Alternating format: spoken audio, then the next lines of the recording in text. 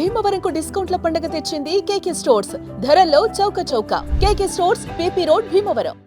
ఉగ్రఘటన తర్వాత భారత్ పాకిస్తాన్ల మధ్య యుద్ధమేఘాలు కమ్ముకున్నటువంటి నేపథ్యంలో పాకిస్తాన్కు అమెరికా షాక్ ఇచ్చింది.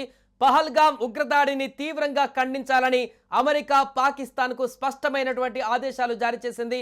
ఉగ్రవాదాన్ని ప్రోత్సహించొద్దని అగ్రరాజ్యం పాక్ను హెచ్చరించింది. ఈ మేరకు పాకిస్తాన్ ప్రధాని మంత్రితో అమెరికా విదేశాంగ మంత్రి మార్కో రూబియో టెలికాన్ఫరెన్స్ ద్వారా మాట్లాడారు. సరిహద్దులలో ఉద్రిక్తతలను తగ్గించాలని అన్నారు. మరొక వైపు అమెరికా విదేశాంగ మంత్రి మార్కో రూబియో అంతకుముందు భారత విదేశాంగ శాఖ మంత్రి ఎస్ జైశంకర్తోనూ కూడా మాట్లాడారు. పహల్గామ్ ఉగ్రదాడి జరిగిన తీరును రూబియోకు ఆయన వివరించారు. ఈ మేరకు ఈ ఘటనను ఖండిస్తూ దీని వెనకాల ఉన్న వారిని న్యాయస్థానం ముందు నిలబెడతామన్నారు.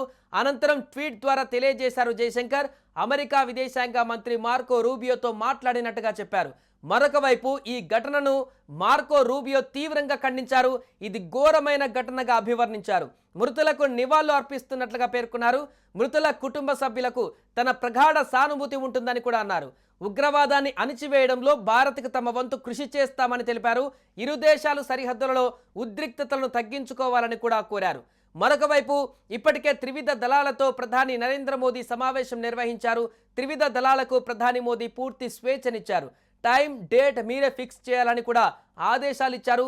పాకిస్తాన్కు ఎలాంటి జవాబు ఇవ్వాలో సైన్యమే నిర్ణయిస్తుందని ప్రధాని మోదీ అన్నారు. ఉగ్రవాదాన్ని అణిచివేయాలన్నదే తమ ధ్యేయమని అన్నారు. ఈ సమావేశం దాదాపు గంటన్నర పాటు సాగింది. పలు కీలక నిర్ణయాలు కూడా ఈ సమావేశంలో తీసుకున్నట్లు తెలుస్తుంది. ఈ సమావేశం అనంతరం ఆర్ఎస్ఎస్ చీఫ్ మోహన్ భాగవత్తోనూ ప్రధాని మోదీ కీలక సమావేశం నిర్వహించారు.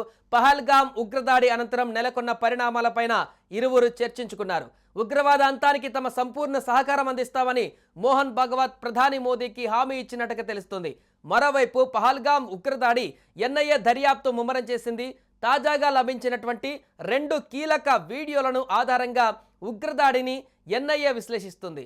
జిప్ లైన్ ఆపరేటర్లను విచారణ చేస్తున్నటువంటి ఎన్ఐఏ బైసరాన్ లోయలో ఉగ్రవాదులు వాడినటువంటి 40 క్యాట్రిడ్జ్లను గుర్తించింది.